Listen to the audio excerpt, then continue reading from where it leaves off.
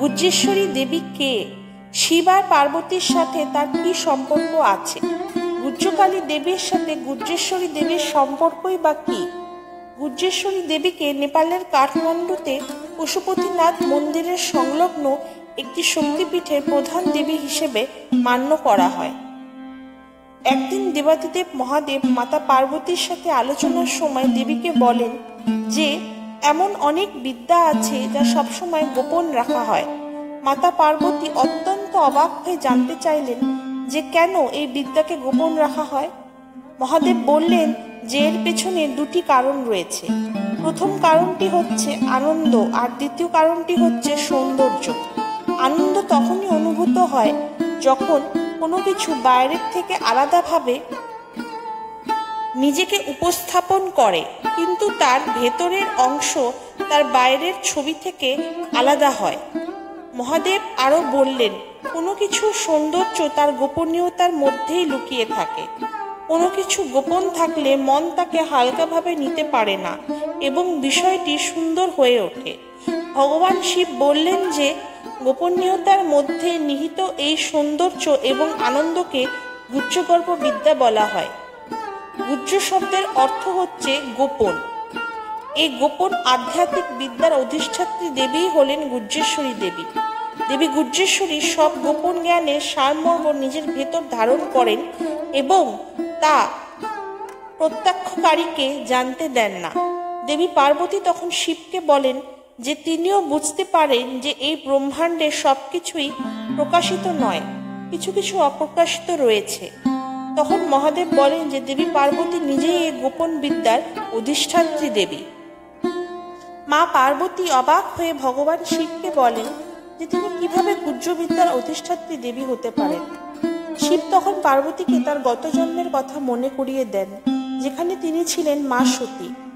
শিব বলেন যে সতীকে এই গুজ্জ বিদ্যা শেখানো হয়েছিল এবং সতী এটি সুন্দরভাবে শিখতেও ছিলেন, কিন্তু এই জ্ঞানার্জন সম্পন্ন হবার আগেই সতী দক্ষ যজ্ঞের যজ্ঞাগ্নিতে নিজেকে সঁপে দিয়েছিলেন।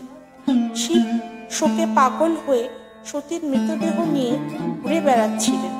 ভগবান বিষ্ণু পরিস্থিতি জটিলতা বুঝতে পেরে সতীর দেহটিকে 52 খণ্ড করে কেটে ফেলেন, যা বিভিন্ন জায়গায় ছড়িয়ে পড়ে। সেই জায়গাগুলি এক একটি শক্তিপীঠ। সতীর দেহের গুজ্জগর্ভ অংশ নেপালের কাঠমান্ডুতে পড়ে, তাই সেখানেই গুজ্জেশ্বরী শক্তিপীঠ প্রতিষ্ঠিত হয়। মা পার্বতী তার পূর্বজন্মের কথা শুনে আনন্দিত হন। এরপর তিনি ভগবান শিবকে অনুরোধ করেন যেন তিনি তার পূর্বজন্মে যে গুজ্জ জ্ঞান পেয়েছিলেন, যা অসম্পূর্ণ ছিল, সে একই গুজ্জগর্ভ জ্ঞানে তাকে দীক্ষা দেন। এরপর ভগবান শিব তার তান্ত্রিক শক্তির মাধ্যমে মা পার্বতীকে তার গুজ্জগর্ভ বিদ্যা জ্ঞানে দীক্ষা দেন। এই বিদ্যা পূরণ করার পর দেবী পার্বতী গুজ্জেশ্বরী দেবীর ভূমিকা গ্রহণ করেন। দেবী গুজ্জেশ্বরীর গায়ের রং নীলাভ কালো এবং তিনি শঙ্খ ও পদ্মধারিণী। দেবী পঞ্চভৈরবের মাথার খুলির মুকুটও পরেন, যাকে পঞ্চপ্রেত ভৈরব মুকুটও বলা হয়। এই মুকুট 5টি মৌলিক উপাদান জল, পৃথিবী, বায়ু, অগ্নি ও আকাশকে নির্দেশ করে।